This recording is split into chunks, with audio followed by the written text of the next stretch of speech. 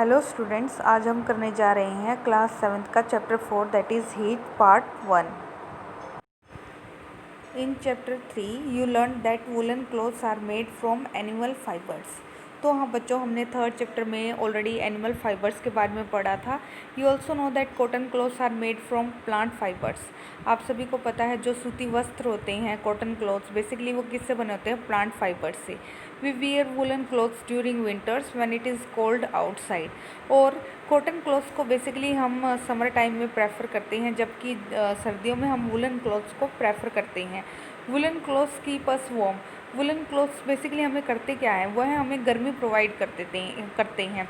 We prefer to wear light colour cotton clothes when it is hot. देखो, जब गर्मी होती है तो बेसिकली आप डार्क कलर क्लोथ्स को तो हमेशा अवॉइड करते हो। आप सिर्फ कैसे कलर जो कपड़े हैं लेना पसंद करते हो? जो लाइट कलर्ड हों। This give us a feeling of coolness. इससे हमें क्या होता है कि गर्मी में भी हमें कूल मतलब ठंडक का अनुभव होता है। You might have wondered why particular types of clothes are suitable for a particular season. तो बच्चों, आप ही को यह जानकर हैरानी होगी कि हम क्यों एक प्रेफर करते हैं, चॉइस करते हैं क्लोथ्स की on the basis of season. मौसम के अनुसार हम कपड़े क्यों चूज़ करते हैं। In winter you feel cold in side the house.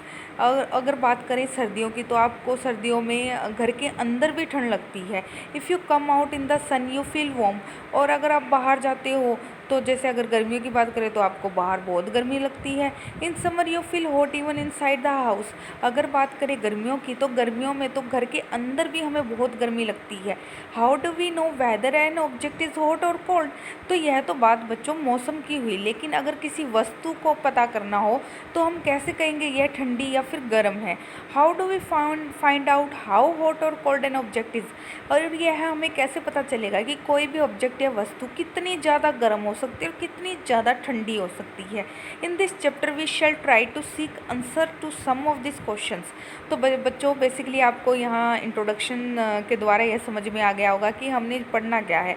हमने ऑब्जेक्ट्स के बारे में पढ़ना है कि कितनी कोई भी ऑब्जेक्ट कितना गर्म हो सकता है, कितना ठंडा हो सकता है, हमें उसका कैसे पता चलेगा। तो बच्चों, let's start with the chapter hot and cold. तो बच्चों, hot and cold in our day to day life we come across a number of objects. तो बच्चों, अगर हम अपनी डेली लाइफ की बात करें तो हमारे आसपास बहुत सारे ऑब्जेक्ट्स होते हैं, बहुत सी वस्तु होती हैं। Some of them are hot and some of them are cold. कुछ बहुत गर्म होते हैं, कुछ बहुत ठंडे होते हैं। जैसे कि उदाहरण के लिए T is hot and ice is cold. देखो, चाय सभी पीते हैं और आइस भी सभी ने देखी है। तो चाय को हम गर्म वस्तुओं की श्रेणी में रखते हैं और आइस को, बर्फ़ को, ठंडे वस्तुओं की श्रेणी में रखते हैं। List some objects you use commonly in table 4.1। Mark this object as hot और कोल्ड। तो बच्चों, बेसिकली आपने क्या करना है, आपने और भी ऑब्जेक्ट्स को इस टेबल में जो हमारे गिवन है उसको आपने निशान लगाना है कि कौन सा ठंडा होता है, कौन सा गर्म होता है। तो आइसक्रीम सभी को पसंद है। आइसक्रीम कैसी होती है? इट इज़ ठंडी होती है। Spoon in a tea cup. अगर आप चाय के कप में आप डाल देते हो स्पून, तो वो कैसी होगी? तो बच्चों, वो गर्म होगी। ठीक है। और फ्रूट जूस, अगर बात की जाए जूस की, तो वो कैसा होता है? वो भी कोल्ड होता है। हैंडल ऑफ फ्राइंग पैन, अगर हम फ्राइंग पैन की हैंडल की बात करें तो वो क्या होगा? वो गर्म होगा, क्योंकि आप देखते हो जब आप खाना बनाते हो तो हैंडल भी क्या हो जाता है? गर्म हो जाता है। तो बच्चों, mark this object as hot और कोल्ड। आपने यह टेबल यहीं पर मार्क कर लेना है। Do not touch objects which are too hot, be careful while handling a candle flame और अ स्टोव। तो बच्चों, आपने जब भी चीज़ों को छूना है, गर्म चीज़ों को, तो थोड़ा सा ध्यान से, क्योंकि अगर आप किसी कैंडल या फिर किसी फ्लेम के साथ काम कर रहे हैं तो जलने का खतरा ज़्यादा रहता है। We see that some objects are cold while some are hot. तो इस तरह से हमने देखा कि बहुत सी वस्तुएं हैं जो ठंडी होती हैं, बहुत सी वस्तुएं हैं जो बहुत गर्म भी होती हैं। You also know that some objects are hotter than others while some are colder than others. पर अगर उनकी बात की जाए जो सबसे ज़्यादा गर्म होती हैं, सबसे ज़्यादा ठंडी होती हैं, तो उन चीज़ों के बारे में भी हमने पढ़ना है। How do we decide which object is hotter than the other? तो हमें यह भी डिसाइड करना है कि कौन सा ऑब्जेक्ट किस दूसरे ऑब्जेक्ट से ज़्यादा गर्म है। We often do it by touching the objects. तो बेसिकली हम क्या करते हैं, हम हाथ लगा के गर्म, फॉर एग्जांपल हमने पानी उबलना रखा है तो फिर हम क्या करते हैं, हाथ लगाते हैं। तो हाथ लगाएंगे जब एक समय, तो शुरू में तो पानी हमें गर्म इतना नहीं लगेगा, लेकिन जब उबलने लगेगा क्या आप हाथ लगा पाओगे, तो आपको अपने हाथ के जलने का खतरा बढ़ जाएगा। But is our sense of touch reliable? Let us find out. क्या हमारी टचिंग से हम सभी चीज़ों का पता लगा सकते हैं? अगर तेल उबल रहा है क्या हम उसको हाथ लगा के टच करते हैं? नहीं ना। तो ऐसे केसेस में हम कैसे उस चीज़ का पता लगाएंगे कि वो गर्म है या ठंडी है? ठीक है बच्चों। एक्टिविटी 4.1। तो take 3 large mugs, label them as A, B and C, put cold water in mug A and hot water in mug B. तो बच्चों आपने क्या करना है, आपने 3 गिलास लेनी है। ए में तो आपने क्या डालना है, बिल्कुल ठंडा पानी, चिल्ड। और बी में क्या डालना है, आपने पानी को गर्म करके डालना है।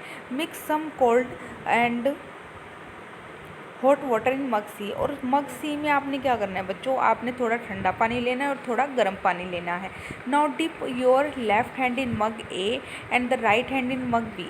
तो बच्चों आपने अपना राइट हैंड तो मग ए में डालना है और लेफ्ट हैंड तो मग ए में डालना है और राइट हैंड आपने बी में डालना है। आप ध्यान रखिएगा कि पानी इतना ज़्यादा गर्म ना हो कि आपका हाथ ही जल जाए, नॉर्मल होना चाहिए, ठीक है।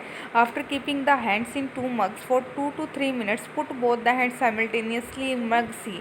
फिर इसके बाद आपने क्या करना है, आपने दोनों हाथों को निकाल कर किस में डाल लेना है, मग सी में। Do both the hands get the same feeling? क्या आपको दोनों हाथों में क्या सेम फीलिंग आपको अनुभव होगा? नहीं। यह हम घरों में बहुत बार करते भी हैं।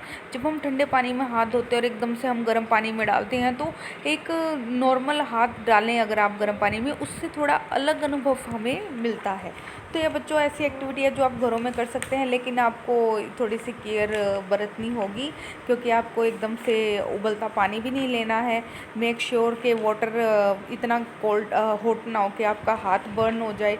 तो आप देख सकते हैं यहाँ फिगर ABC, ये आपको 3 मग दिखाए हुए हैं। Figure 4.1 feeling water in 3 mugs. तो बच्चों इसको सावधानी से आपने घर में परफॉर्म करना है with the help of parents, ठीक है बच्चों। Bhujo says my left hand tells me the water in mug C is hot and the right hand tell me the same water is cold. What should I conclude?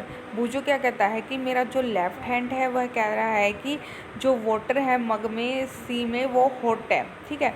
और जो right hand है वो क्या कह रहा है कि जो वाटर है वो कोल्ड है। What should I conclude? मुझे क्या समझना चाहिए? Bujo confusion shows that we cannot always rely on our sense of touch to decide whether an object is hot or cold. Sometimes it may deceive us. तो बच्चों इस तरह से हम हमारे जो 2 हाथ हैं वो अलग अलग एक्सपीरियंस दे रहे हैं। तो इस तरह से हम रिलायबल मतलब सच्चाई की तरफ नहीं जा रहे। इससे हमें डिसीव मतलब इससे हमें ये हम पूरी तरह से हमारा जो कंक्लूजन है वो सही नहीं जा रहा, तो हम गलती भी खा सकते हैं। तो ऐसे केस में हमें कैसे पता चलेगा, क्योंकि हमारी सेंस ऑफ टच है वो पूरी तरह से रिलायबल नहीं निकली इस केस में। तो अगर हमें किसी ऑब्जेक्ट का ठंडा या गर्म होने का पता लगाना है तो उसके लिए कोई सॉलिड चीज़ होनी चाहिए, तो जिससे हमें उनके टेम्परेचर का पता लग जाए और प्लस हम उससे हमें कोई हमारे जलने या और जो खतरा है वो भी ना हो। तो then how do we find out how hot an object really is? तो हम ये कैसे पता लगाएंगे? तो a reliable measure of the hotness of an object is temperature. तो बच्चों बेसिकली यहाँ एक टर्म निकल के आई है, what is temperature. The reliable measure of hotness is object of an object is its temperature and temperature is measured by device called thermometer. तो बच्चों आपने थर्मोमीटर के बारे में सुना ही होगा। जैसे अगर हमें टेम्परेचर हो जाता है, हम डॉक्टर के पास जाते हैं, तो डॉक्टर क्या करता है कि थर्मोमीटर लगाकर हमारे शरीर का टेम्परेचर देखता है। तो इस तरह से बच्चों हमें 2 टर्म्स यहाँ निकल के सामने आई है, टेम्परेचर एंड थर्मोमीटर। तो बच्चों आज के लिए इतना ही। आप चैप्टर को पढ़ें और ये बहुत इंटरेस्टिंग चैप्टर होने वाला है। और आप जो ये एक्टिविटी दी गई है इसको बड़े केयरफुली परफॉर्म करें घर पर और ऑब्जर्व करें, ठीक है बच्चों। आज के लिए इतना ही, धन्यवाद।